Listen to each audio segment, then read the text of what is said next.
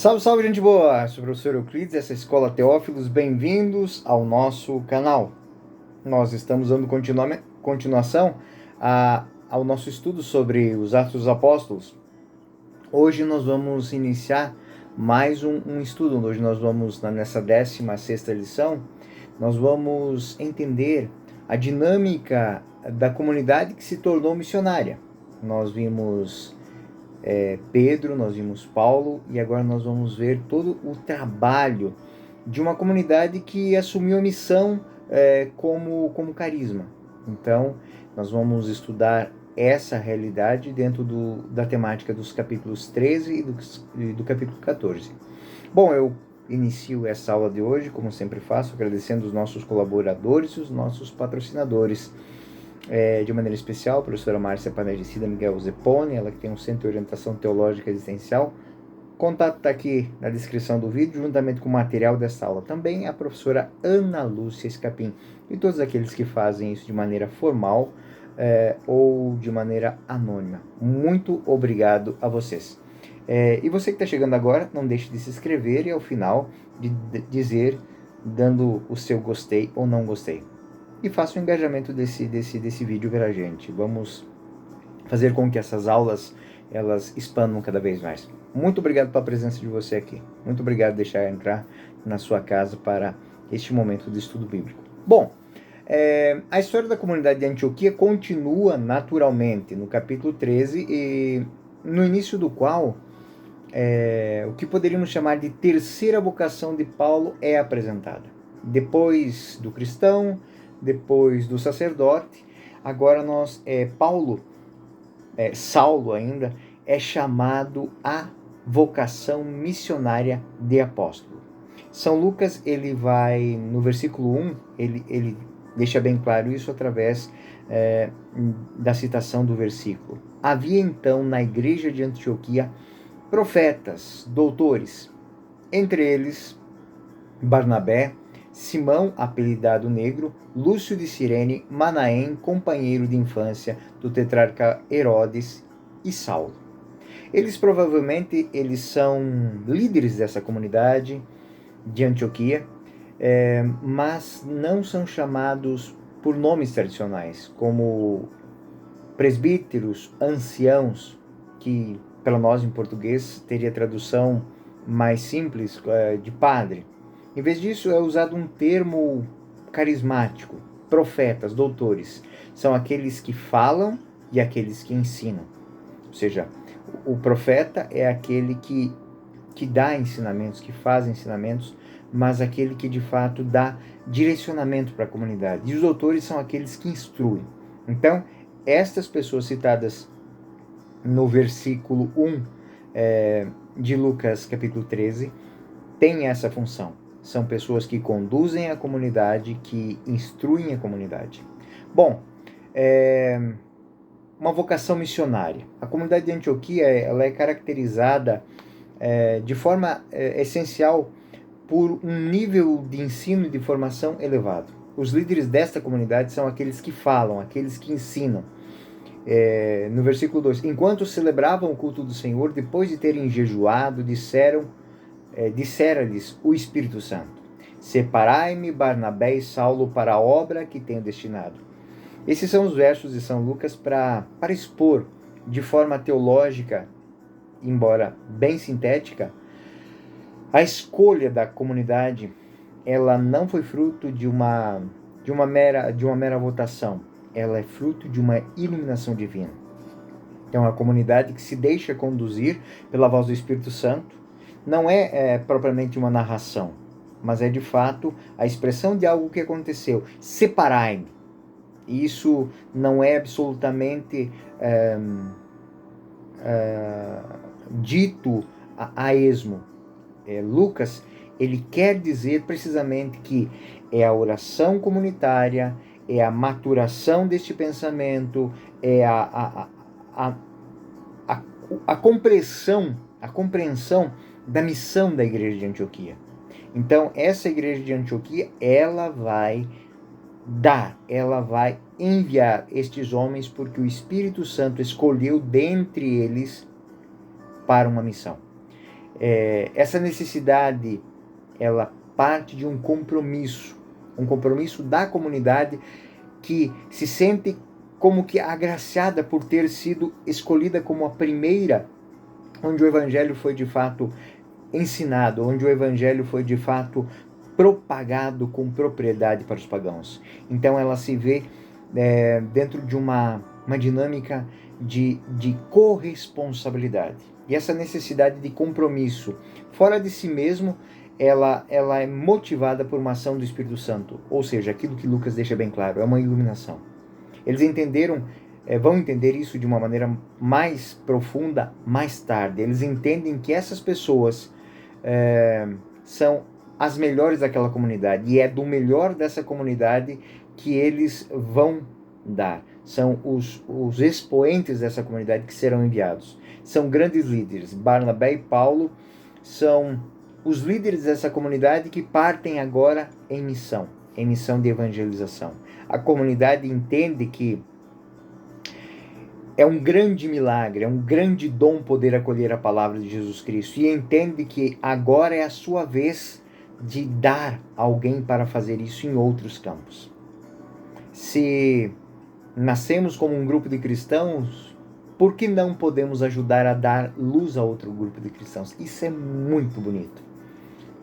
Então, eu peço a vocês, meus alunos, que quando vocês lerem o capítulo 13, leiam com essa chave de leitura, ou seja, como é que uma comunidade que se sente abençoada por ter recebido nosso Senhor Jesus Cristo, a sua palavra, a sua mensagem, ela deve se comportar.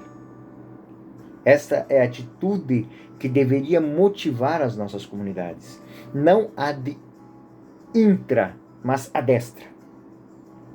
Vou traduzir agora. Não comunidades que pensam só em si, mas pensam para fora, pensam para além. É nesse pensamento que existe o desejo de missionariedade, de uma comunidade que se reúne, que se instrui, que se forma, mas que está fazendo isso porque é a forma que ela tem de agradecer a Deus, e quando ela está madura, ela vai em missão. Ela vai em missão. Ela abre novas comunidades, ela é semente de novos núcleos de evangelização. Isso parece que se perdeu um pouco. Parece que a evangelização ficou na mão de bispos, dos clérigos em geral, dos consagrados. Não, essa é uma missão da comunidade. Uma comunidade viva é uma comunidade que vai em missão. É uma comunidade que não somente forma para si, mas forma para o mundo. E eu não estou falando em ir para outros países, não, eu estou dizendo ir para outros ambientes. Uma coisa é ser católico dentro de 4 paredes, uma coisa é ser católico dentro de uma paróquia, outra coisa é ser cristão, católico no mundo. Na sua profissão, no seu local de lazer. Entendem? Um bom cristão, um cristão autêntico, ele evangeliza até mesmo quando ele está reunido festejando. Ele está numa reunião social, num casamento, numa formatura. Ele é exemplo. É pessoa que não tem exageros, que não agem com rudeza. São pessoas educadas, são pessoas centradas. São pessoas que experimentam ser Jesus Cristo na vida daqueles que ainda não conhecem. Então essa é a dinâmica. Essa é a dinâmica que a gente vai encontrar quando a gente lê o capítulo 13. Bom, seguimos, né? Eu me empolgo e assim... respondem essa pergunta, ou seja, nós que fomos agraciados com o Evangelho, nós não podemos fazer nada, nós não podemos também ser sementes de evangelização? Claro que podemos. E para essa pergunta, eles se preparam com jejum, eles se preparam com oração, e eles se deixam conduzir pelo Espírito Santo, né? Talvez para eles foi muito custoso desistir de Barnabé e de Saulo, né? Porque eram preciosos, são os pais daquela comunidade, mas eles não se apegam, eles enviam, Eu fico pensando se esse pensamento de fato ele fosse um pensamento comum das nossas comunidades. Então, a alegria seria muito profunda quando, por exemplo, o pároco ele vai para uma outra missão, para uma outra paróquia, ele leva consigo 2 ou 3 vocacionados daquela comunidade. Leva junto, ele conduz, ele leva pessoas que vão ajudar ele naquela outra comunidade, né?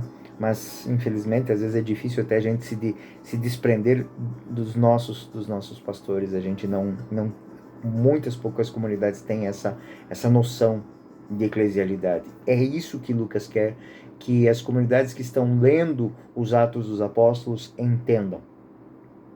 Eles se envolvem num sentido de oração, de jejum, de penitência, e então eles dão aquilo que de melhor eles têm, aquilo que é mais valioso. Então, jejuando e orando, versículo 13, impuseram-lhe as mãos e os despediram. Simples assim, né? Encontramos, um gesto importante, é um gesto de transmissão de bênção, de transmissão de missão, de ministério. Não é a celebração de um sacramento, eles não foram ordenados, eles foram enviados, né? Eles foram enviados. Quando a gente celebra nas paróquias, vive nas paróquias, as santas missões, geralmente tem uma oração de envio, ela é inspirada neste momento. São 2 que vão, mas eles não vão sozinhos, eles vão com o jejum, com as preces, com a oração, eles vão tendo na sua bagagem toda a confiança daquela comunidade que está lhes enviando para que eles desempenhem naquela comunidade onde eles chegarem a sua melhor atitude. Eles levem o seu melhor. Então eles são enviados pelo Espírito Santo. Eles foram para Seleucida, dali navegaram para a ilha de Chipre. E São Lucas, ele acaba de dizer, ou repetir a comunidade que envia. Ou seja, teologicamente ele enfatiza. Eles são enviados pelo Espírito Santo. Nós não somos donos, a igreja, a comunidade, ela não é dona nem dos seus pastores, nem dos seus clérigos, nem dos seus religiosos, nem dos seus fiéis. A paróquia é apenas um local onde eles se reúnem para se formar, mas uma vez formados eles devem ser enviados. Isso é algo muito interessante de se entender, principalmente as comunidades jovens, né? Eu digo que falta muito disso para nós cristãos ainda, entender que a juventude deve ser bem usada, ela deve ser bem aproveitada. E não existe melhor maneira de aproveitar a juventude como experiência de vida em missão. Eles, Barnabé e Saulo, eles representam a comunidade. Eles representam aquilo que toda a comunidade deve ser, ou seja, ir ao encontro, levar Jesus Cristo. E São Lucas, ele apresenta não somente uma ideia, mas ele coloca que isso é uma normativa das comunidades, estar aberta para os outros, né? E aí, dentro da descrição dos Atos dos Apóstolos, capítulo 13, nós temos a primeira parada. A primeira parada é em Chipre. Então, Barnabé e Saulo saem, eles fazem mais ou menos 25 quilômetros até chegar ao porto de Antioquia, né? Já que Antioquia está localizada nos Orontes, ou seja, no litoral, mas não propriamente na costa. Então eles vão ao porto de Seleucida e embarcam para Chipre, né? Por que escolheram Chipre? Bom, mesmo que seja hipotética a resposta que eu vou dar para vocês agora, mas é bastante confiável. Barnabé é de Chipre, então ele vai a uma comunidade, que ele pode encontrar apoio. Ele quer contar com o apoio da comunidade que foi a origem dele. Então ele e Paulo vão a Chipre exatamente por isso, para que ele possa se fortalecer para essa missão, ele possa fundar ali uma comunidade que depois é como que um trampolim para o início das suas viagens. Eles, assim, a gente tem que entender, a gente fala às vezes que os apóstolos foram em missão para cá, mas eles não foram nas nuvens, eles não são carregados pelas asas de anjos. Esses homens, eles faziam isso a pé, no máximo em alguma caravana, sentado em cima de alguma carroça, alguma coisa. Quando entravam no navio, muitas vezes eles ficavam na região do porto daquela cidade, trabalhando, fazendo trabalhos para comprar a sua passagem. Eles dormiam pelas praças, pelas ruas, né? E dentro dos navios eles não iam em cabines bonitinhos, não. Eles tinham que dormir, às vezes até num porão sujo, às vezes até molhado. Então, e quando não encontravam pouso, habitualmente eles iam dormir aonde? Na rua, né? Na rua, num jardim, num horto. Então, essa é a dinâmica do apóstolo, né? E é que é a dinâmica dos apóstolos que estavam com Jesus. Não levaram 2 sandálias nem nada, eles estão vivendo exatamente aquilo. E a história que São Lucas quer contar, ela é muito simples, ela é doce, poética, mas ele quer ensinar às comunidades que vão ler esse texto que não deve ter apego, não devemos impor ao evangelho dificuldades. 2 homens se encontram em missão e para cumprir a sua missão, eles fazem o que tem que ser feito. Eles desembarcaram em Seleucida, a cidade mais antiga da ilha, e começaram automaticamente a pregar a palavra de Deus na sinagoga dos judeus. No entanto, esse método que foi criado e foi repetido e será repetido tantas vezes, faz assim, eles vão às comunidades que têm laços comuns com eles, e a partir dali eles abrem um leque de possibilidades. São Lucas, ele tinha talvez esquecido de dizer anteriormente, mas não havia só apenas esses 2. A gente lembra, né? Então, quando nós lemos o texto no versículo 5, nós vamos perceber que não são só 2. Também tem João, conhecido como João Marcos. João Marcos estava lá para auxiliá-los. Então, nós temos Barnabé, Saulo, e tinham com eles também João para auxiliá-los. E o ministério de Seleucida é só isso que é dito.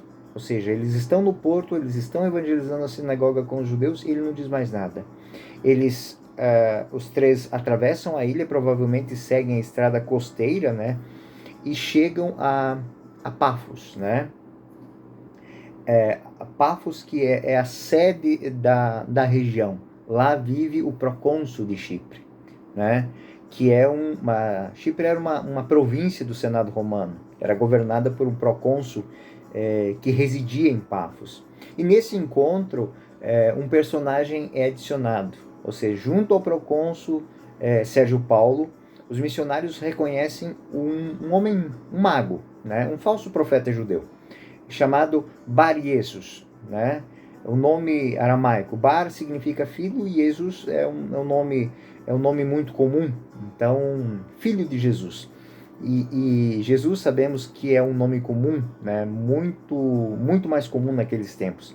Embora este procônsul Sérgio Paulo seja qualificado como uma pessoa de bom senso, um homem inteligente, era muito comum nas cortes, nas pessoas que ganhavam dinheiro rasgando seda, né? Eram filósofos, mágicos, adivinhos, né? Que não muito diferente do que nós temos hoje por aí em alguns setores, pessoas que vivem de fazer elogios e de encher a bola das pessoas que assim não são tão benquistas. Então, esse procônsul também tinha essa pessoa que servia para numa leitura de um sinal, ou numa adivinhação, ou num sonho, da sustentação, talvez por uma decisão que não tinha muita sustentação, né? Então isso existe até hoje. E este Bar Jesus, né, esse mágico, depreciativamente, ele é citado por Lucas como um falso profeta. É uma espécie de adivinho, de feiticeiro, de sábio, de guru. Acho que a palavra é essa, né? De guru, que ganha vida adulando as autoridades. E promete grandes coisas, oferecem previsões infalíveis e favoráveis, né? Explica segredos e mistérios, interpreta situações da vida da sociedade. Ou seja, é alguém que é pago para dizer aquilo que interessa às autoridades. Evidentemente que esse procônsul ele tem uma inclinação para essas esquisitices orientais. Ele gosta deles e assim, ele vai dar abertura a esse homem. Porém, quando Paulo e Barnabé chegam, ele gosta deles. Ele gosta deles e busca se encontrar com eles, trazê-los para perto de si, para ouvir a palavra. Ouvir a palavra. Isso é próprio das pessoas que muitas vezes estão...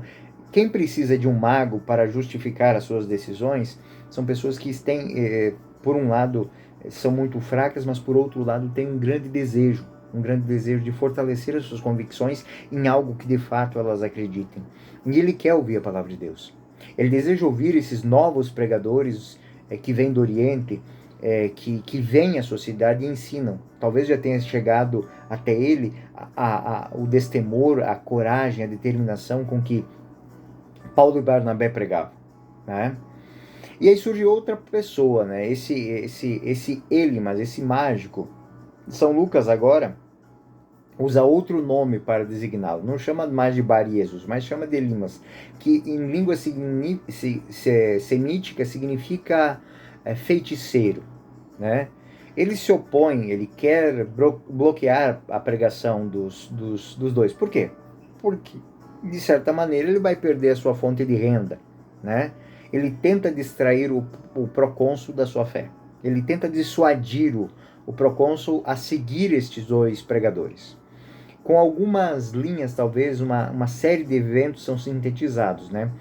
Paulo e Barnabé falam de Jesus, explicam, contam, e Elimas, esse Bar-Jesus, se opõe. E ele se coloca como um obstáculo entre a fé apresentada pelos apóstolos e a fé desejada por Sérgio Paulo, que é o procônsul. Então, no versículo 9, encontramos um fato literário muito interessante. Até agora, São Lucas sempre chamou o personagem de Tarso de Saulo, ou seja, Saulo de Tarso.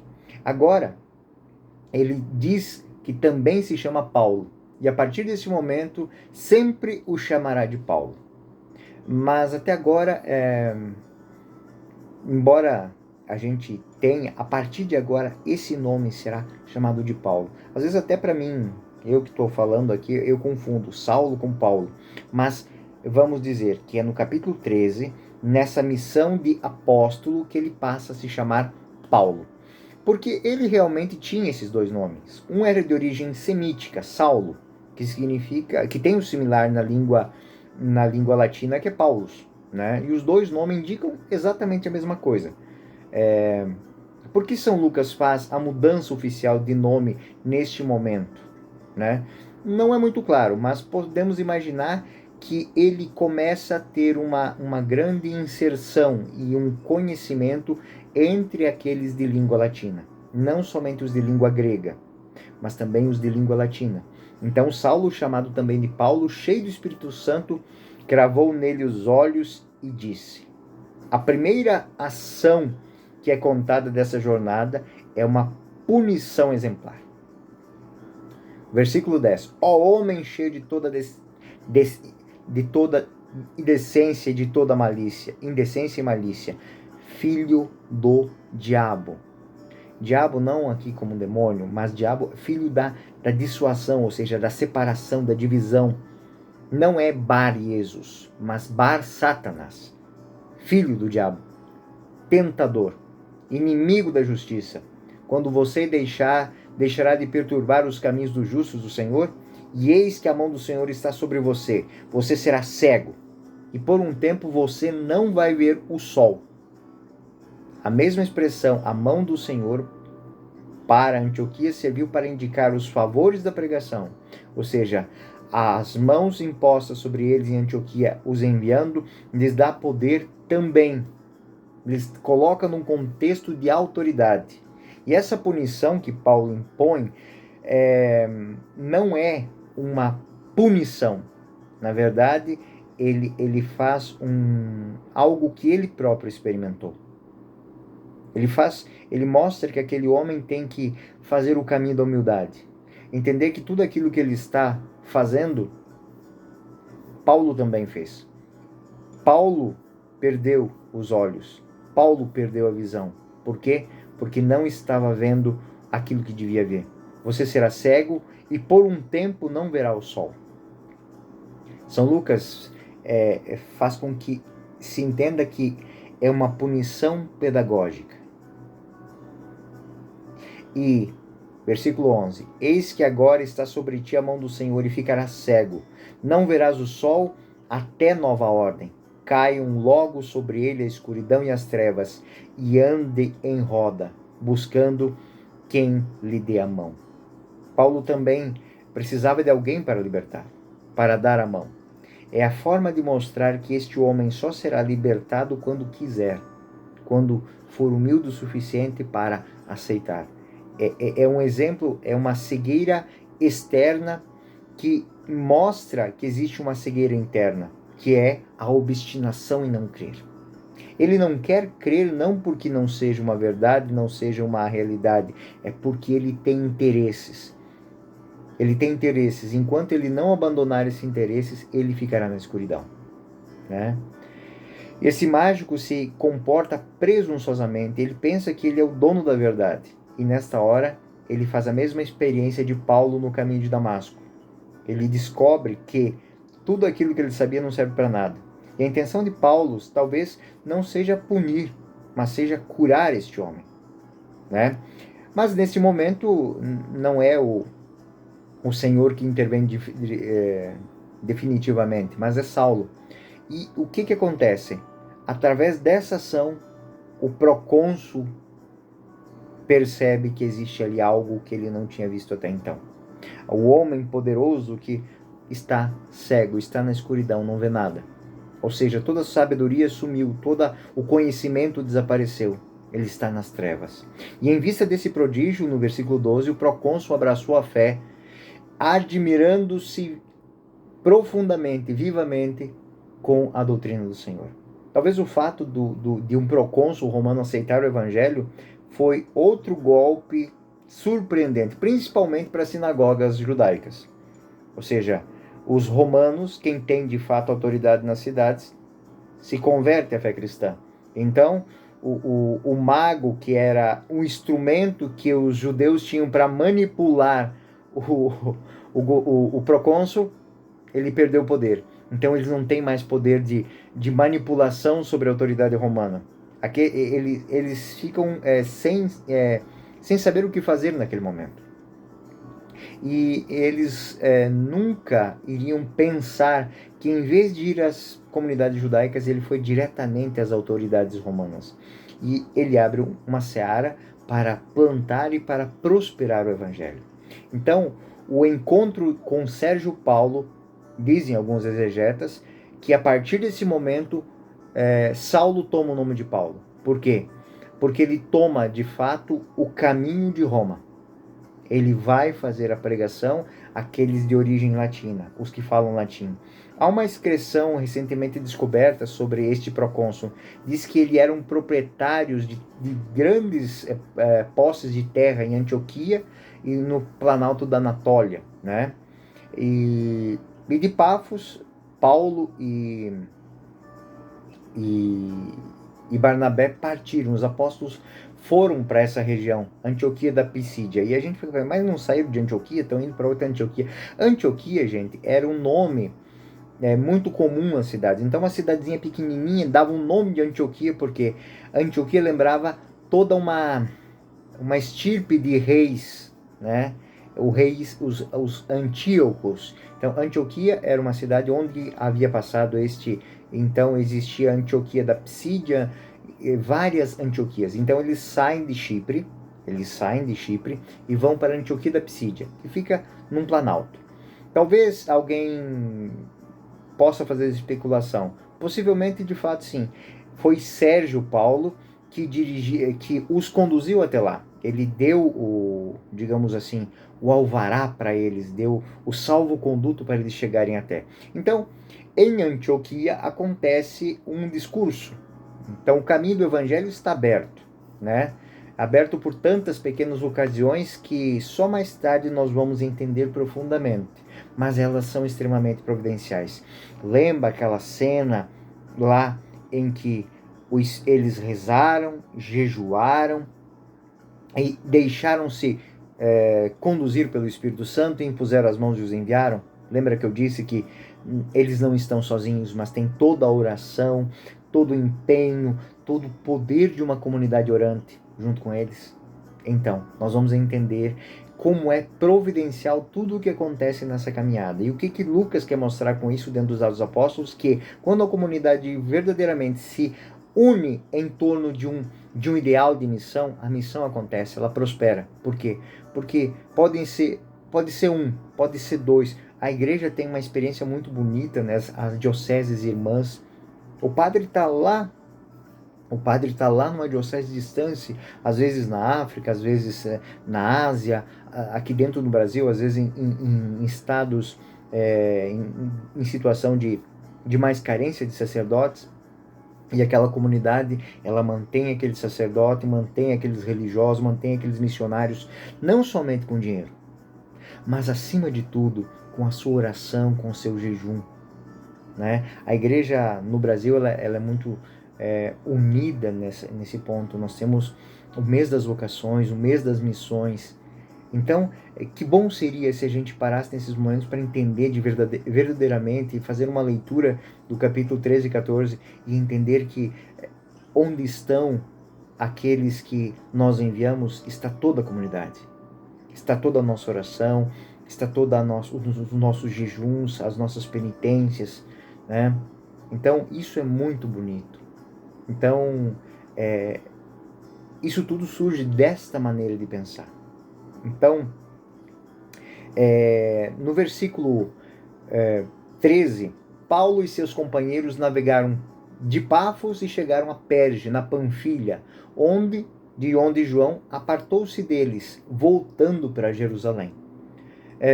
Não sabemos por que razões isso aconteceu.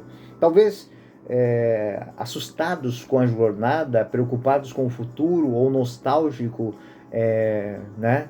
Mas o fato é que eles estão num local onde eles nunca imaginaram chegar. Nunca. Eles deixaram Perge e foram para Antioquia da Psídia. Ali entraram num dia de sábado na sinagoga e se sentaram. E aí tem algo muito bonito.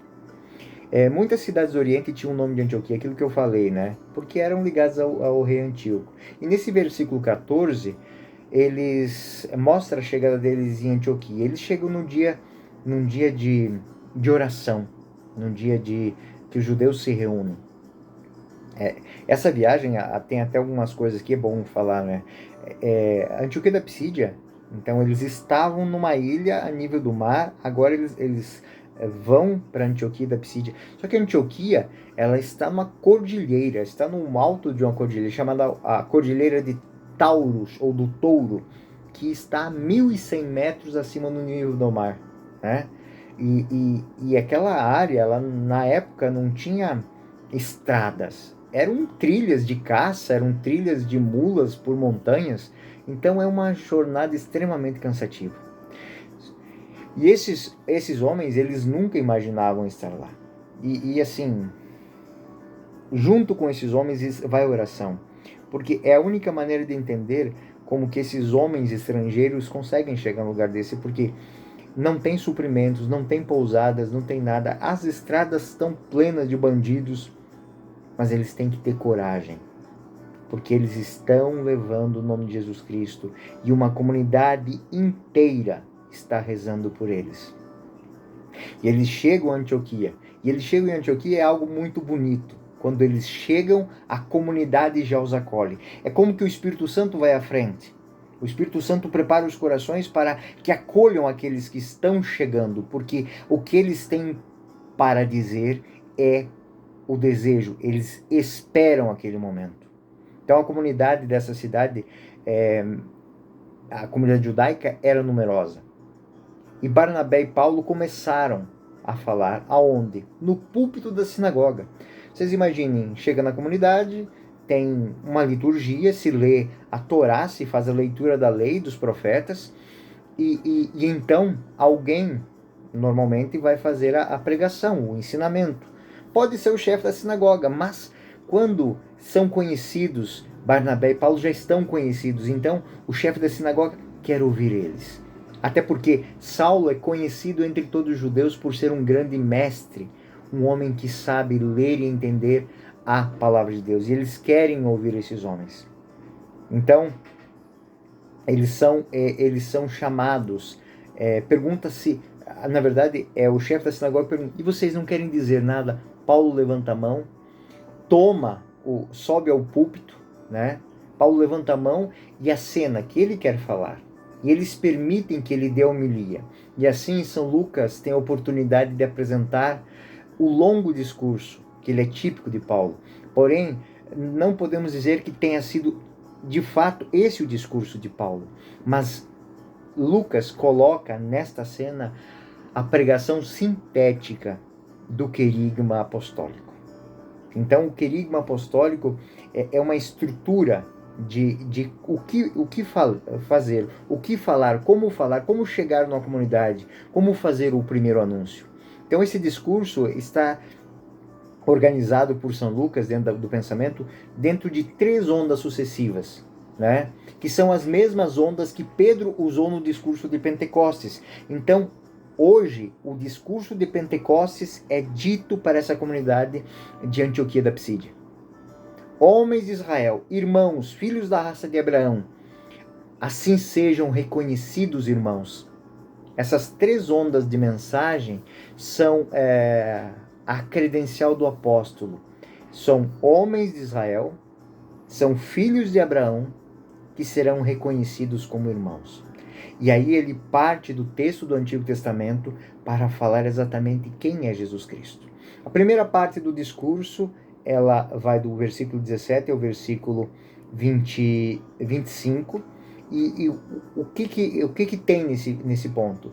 Ele resume a história da salvação. O Deus de Israel, que escolheu de nossos pais, levou-o para fora do Egito, cuidou deles no deserto, então legou-os a terra prometida e deu-lhes juízes. Então, o Deus do povo de Israel, esse Senhor do povo de Israel, esse Deus do povo de Israel, ele, de sua descendência, Deus fez sair de Israel o Salvador Jesus. Ou seja, o mesmo Deus que deu a libertação a Israel traz Jesus Cristo para dar a libertação através de Israel ao mundo. E aí ele vai chancelar isso com o quê? Com o último dos profetas, que é conhecido por todos.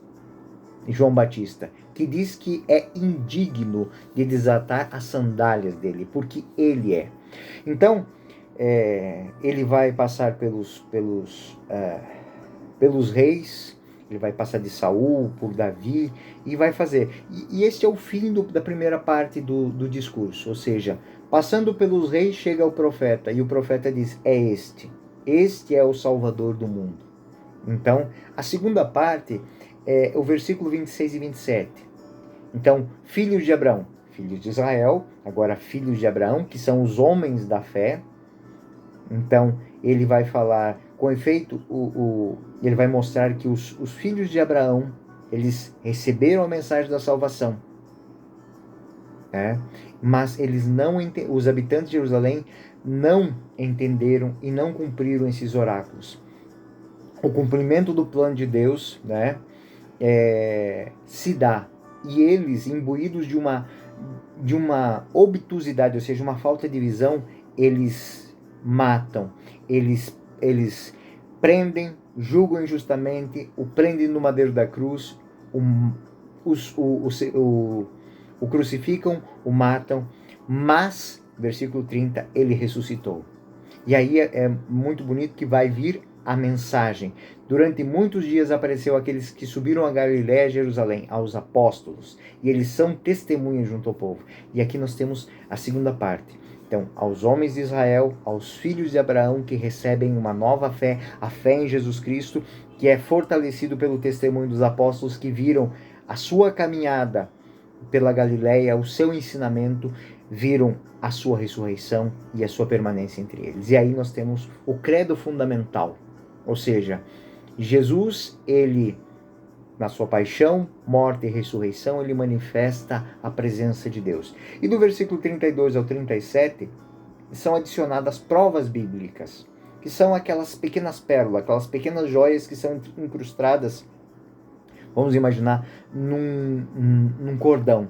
Então, de uma a uma, eles vão, uma palavra que eu posso usar aqui, é como que bombardeando a cabeça daquelas pessoas com justificativas e com comprovações de que Jesus Cristo é de fato aquele que deveria ser. E aí são citados os Salmos, Salmo 2, o Salmo 55, Isaías é citado, né? O Salmo 15, e é uma sequência de citações que vão fazer com que aquela pregação, aquele querigma, ele se fortaleça.